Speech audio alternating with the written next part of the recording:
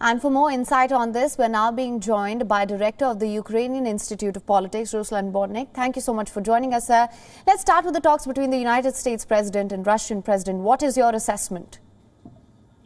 Hello, friends. Of course, we don't know exactly what's happening, but at the same time, Ukrainian government and Ukrainian expertise, political consultants don't see any external Russian army exercise. So we don't believe in Russian aggression, wide Russian aggression in the nearest time. And this situation looks like a game with good and bad policemen. When the Russia starting their army exercise every year, army exercise from the one side plays the role of bad policemen, and the Western partners like the United States starting the very high wave of informational about informational articles, publication, and so on, about urgent situation about the Ukraine. They're playing the role of good policemen.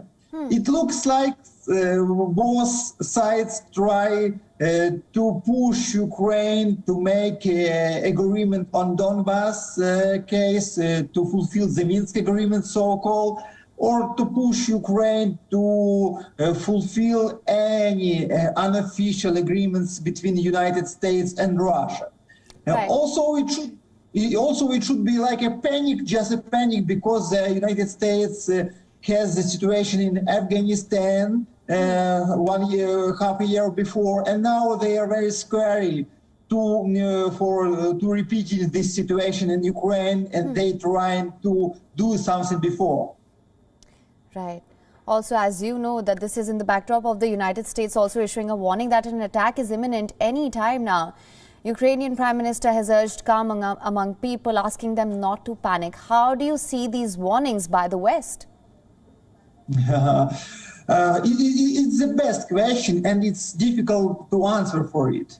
It looks like maybe it has few reasons. The first reason is maybe it's panic after Afghanistan.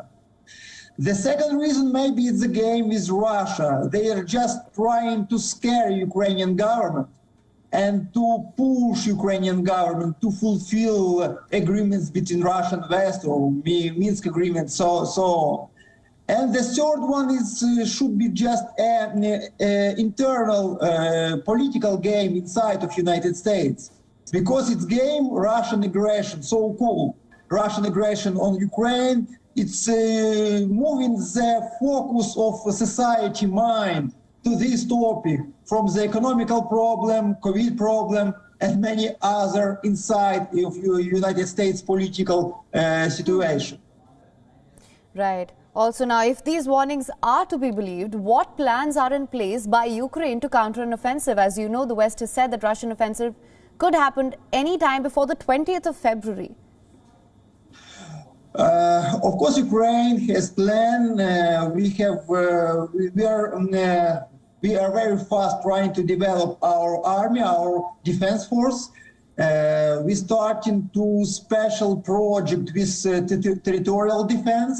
More than 2 million of Ukrainians should connect to these forces, and at the same time we gather in the war weapon support around from the world. More than 1,000 tons of different types of weapons we obtained from the last few weeks. And of course we are preparing for this possible aggression. Moreover, we should remember that Russia occupied Ukrainian territory of Crimea and eastern Donbass in 2014. So this aggression should be, but at this time, the level and possibility of this wide aggression is very low, we see.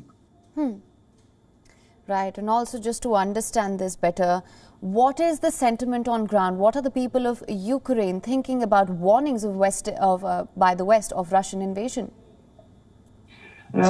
Ukrainians are extremely disappointed by the behavior of Western partners at this situation.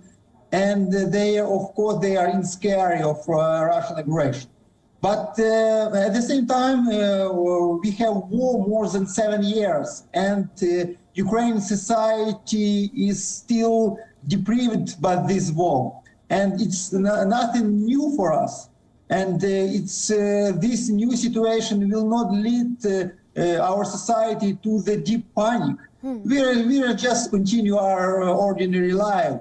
But the bigger part of Ukrainian society even doesn't look at this situation. Right. Mr. Ruslan Bortnik, thank you so much for joining us with all your inputs on this. WION is now available in your country. Download the app now. Get all the news on the move.